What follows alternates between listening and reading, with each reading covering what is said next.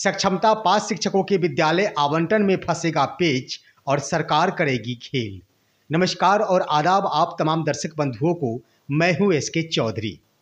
साथियों, एक बार फिर से आप सभी के बीच हाजिर हूं, जहां इन दिनों सक्षमता परीक्षा को लेकर जहां तमाम शिक्षक जो सक्षमता परीक्षा में सफल हो चले हैं उनको विशिष्ट शिक्षक बनने की बारी आ गई है, उन सभी के बीच में भी उपापोह की स्थिति बन चुकी है। तो वहीं जिन्होंने सक्षमता परीक्षा में सम्मिलित नहीं हुए हैं उनके मन में राजकर्मी को लेकर उपापोह की स्थिति बनी हुई है।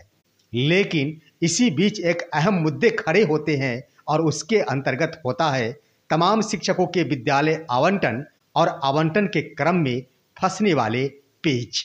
इससे पहले कि इन तमाम बिंदुओं के ऊपर हम विस्तार पूर्वक चर्चा करें, आप जुड़िए हमारे आजाद चैनल से और सब्सक्राइब कर सपोर्ट कीजिए हमारे चैनल सुसत्य वचन को।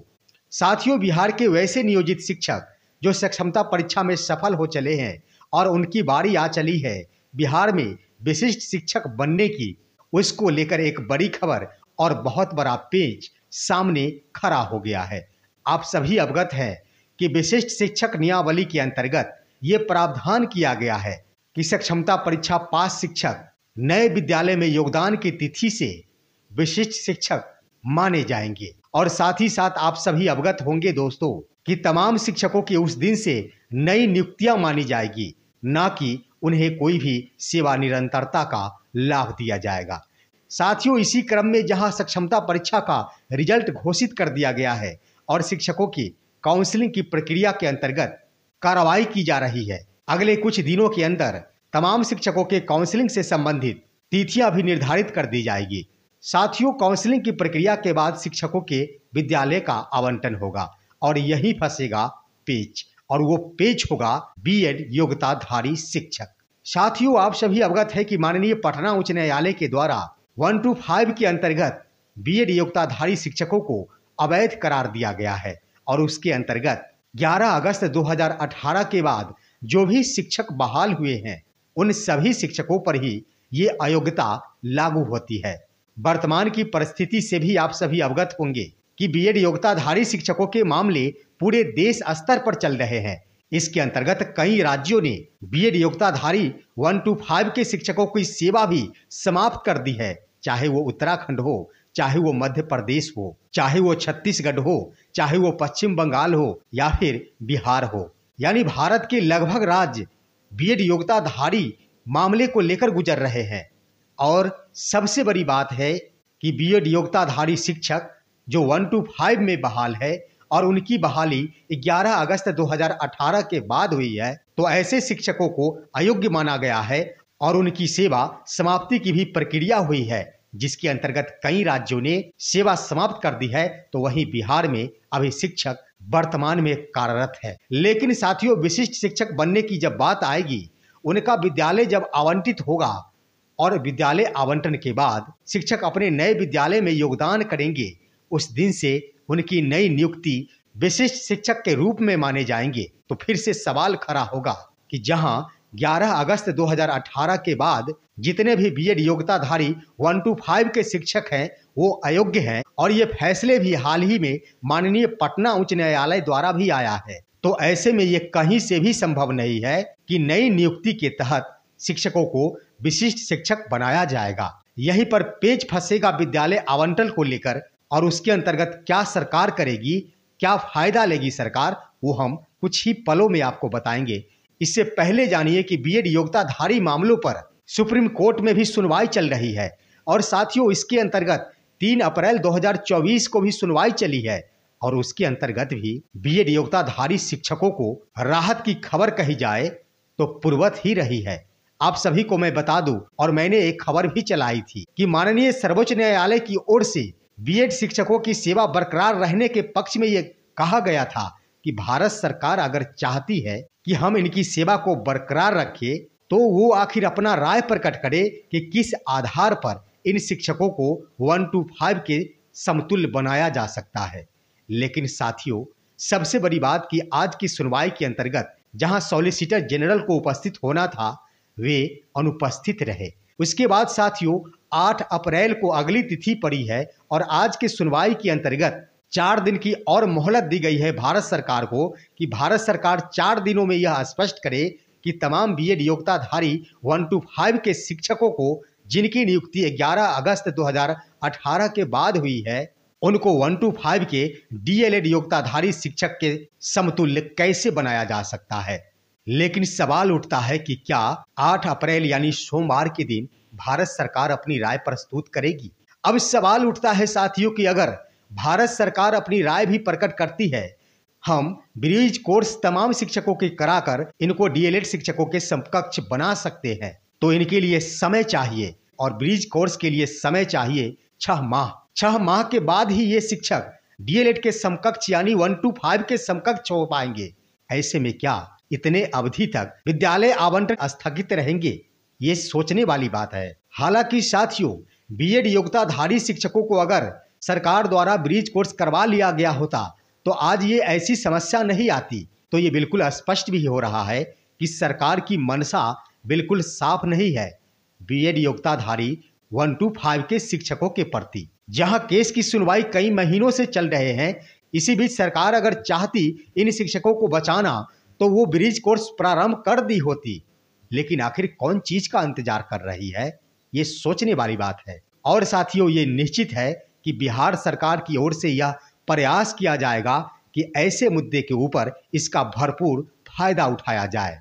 साथियों, विद्यालय आवंटन के समय बिहार सरकार के शिक्षा विभाग के पास सिर्फ 3 ऑप्शन रहेंगे और उसी 3 ऑप्शंस में से किसी एक ऑप्शंस को उन्हें अपनाना होगा। सबसे पहले, अगर विद्यालय आवंटन किया जाता है तो इन सेवा को पूर्व की सेवा मानना होगा। विशिष्ट शिक्षक के रूप में नई नियुक्ति अगर सरकार नहीं मानती है तो माननीय पटना उच्च न्यायालय से पूर्व ये तमाम शिक्षक कार्यरत है, इसके आधार पर ऐसे शिक्षकों को राहत मिल सकती है। लेकिन सरकार इसी से तो भाग रही है। अगर सरकार ये प्रक्रिया अपनाती है तो तमाम शिक्षकों को सेवा निरंतरता का लाभ मिल जाएगा। लेकिन माननीय पटना उच्च न्यायालय तो सरकार और शिक्षा विभाग को हरी झंडी दे दी है कि आप नई नियुक्ति कर सकते हैं। सेवा निरंतरता के लाभ के संबंध में कहीं से भी न्याय निर्णय नहीं आए हैं। तो साथियों, ये सिरे से खारिज हो जाएगा क्योंकि सरकार नई नियुक्ति ही चाहती है। दूसरे तरफ साथियों, कि सरकार के शिक्षा विभाग ये ऑप्शंस अपना सकती है कि तमाम शिक्षकों को अपने ही विद्यालय में रहने दिया जाए। तमाम बीएड योग्यताधारी शिक्षकों का विद्यालय आवंटन अभी स्थगित रखा जाए। सरकार इस प्रक्रिया पर भी सोच सकती है, क्योंकि इसका सटीक उदाहरण है साथियों कि बिहार के लगभग जिले में वैसे शिक्षक जो 2022 के अंतर्गत बहाल हुए थे, उनके लिए यह प्रावधान था कि 2 वर्षों की सेवा के उपरांत उन्हें प्रशिक्षित वेतनमान देय होगा और डीएलएड योग्यताधारी शिक्षकों का प्रशिक्षित के रूप में फिक्सेशन भी हो गया है। परंतु बीएड योग्यताधारी शिक्षकों का फिक्सेशन अभी रोका गया है। तो हर हाल में सरकार ये चाहेगी कि ऐसे शिक्षकों को वर्तमान में विद्यालय आवंटन से वंचित रखा जाए। और तीसरी बड़ी बात साथियों कि इस मौके को सरकार हर हाल में फायदा उठाना चाहेगी, क्योंकि सरकार के ऊपर वित्तीय बोझ भी अधिक बढ़ चले हैं और सरकार इन दिनों शिक्षकों से बदले की भावना से हर नीतियों पर काम कर रही है। तो हो न सके सरकार इन शिक्षकों की सेवा समाप्ति संबंधी कोई कदम आगे बढ़ा दे। अगर सरकार के द्वारा ऐसा किया जाता है तो एक बार फिर से बिहार के शिक्षा जगत में बहुत बड़ी उथल पुथल आएगी और तमाम बिहार के शिक्षक आंदोलन के लिए खड़े होंगे। और सबसे बड़ी बात साथियों कि बिहार सरकार के द्वारा इस बात पर बार बार भी जोर दिया जा रहा है, नए विद्यालय में पदस्थापन की तिथि से ही तमाम शिक्षक राजकर्मी और विशिष्ट शिक्षक कहलाएंगे। तो ऐसे में बीएड योग्यताधारी शिक्षकों को 1 to 5 के शिक्षक के रूप में नई नियुक्ति, जहां माननीय पटना उच्च न्यायालय के द्वारा फैसले आ चुके हैं, उसके बाद किया जाना कहीं से भी न्याय संगत साबित नहीं होता है। और माननीय सर्वोच्च न्यायालय के संबंध में कह दिया जाए साथियों, तो जो जज महोदय के अंतर्गत बीएड योग्यताधारी शिक्षकों संबंधी सुनवाई चल रही है, वैसे जज महोदय की रिटायरमेंट की तिथि भी 10 अप्रैल है। और ये संभावना जताई जा रही है कि 10 अप्रैल से पहले ही जहां सुनवाई की तिथि 8 अप्रैल निर्धारित की गई है, अंतिम फैसला उस तिथि को आ जाए। लेकिन बीएड योग्यताधारियों के पक्ष में अगर फैसले आते हैं तो ये निर्भर करता है भारत सरकार के ऊपर। लेकिन साथियों, भारत सरकार के सॉलिसिटर जनरल बार बार कोर्ट से अनुपस्थित रह रहे हैं, इससे भी भारत सरकार की मंशा स्पष्ट हो रही है। लेकिन इन तमाम बिंदुओं के ऊपर हम बता दें साथियों कि ये सब मुश्किलें अगर खड़ी हो रही है तो वो सिर्फ व सिर्फ है सक्षमता परीक्षा में शामिल होना। आज अगर सक्षमता परीक्षा में शामिल होने वाले अभ्यर्थियों में प्राथमिकता के रूप में देखा जाए तो उसमें शामिल वही थे जो 2022 के अंतर्गत नियुक्त हुए थे। साथियों, दूसरे बिंदु के रूप में कह दिया जाए तो अगर सबसे ज्यादा विशिष्ट शिक्षक के रूप में अगर फायदे होंगे तो वो 2022 के अंतर्गत बहाल शिक्षकों के ही होंगे, और उधर अगर नुकसान कह दिया जाए तो 2022 के अंतर्गत बहाल शिक्षकों को ही होंगे, क्योंकि माननीय पटना उच्च न्यायालय का न्याय निर्णय 11 अगस्त 2018 के बाद बहाल बीएड योग्यताधारी शिक्षकों के लिए लागू होता है। उससे पहले के बहाल तमाम शिक्षक सेफ जोन में मौजूद है। लेकिन साथियों, आखिर ये शिक्षक है तो हमारे बिहार के शिक्षक बंधु हैं, इनके लिए रास्ते क्या हो सकते हैं?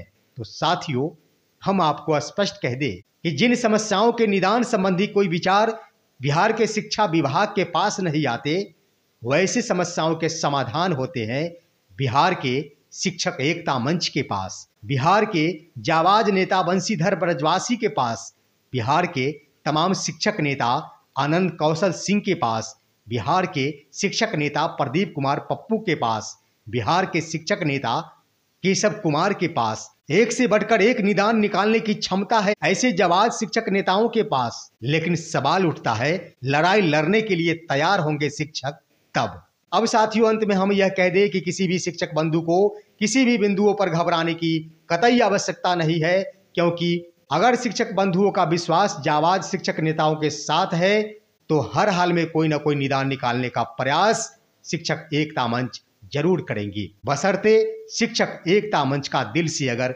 सहयोग करेंगे बिहार के तमाम बीएड योग्यताधारी शिक्षक। साथियों, आज के लिए बस इतना ही। आप सभी इसी तरह जुड़े रहिए हमारी आजाद मीडिया सुसत्य वचन के साथ। मेरे वीडियो को लाइक कीजिए और इस संबंध में आप सभी का क्या राय है जरूर बताइए। हमने आपके लिए अपना कमेंट बॉक्स खुला रखा है। हमारे वीडियो को शेयर कीजिए और दीजिए इजाजत अपने दोस्त एसके चौधरी को। फिर मिलते हैं अगले वीडियो में, तब तक के लिए जय हिंद, जय भारत दोस्तों।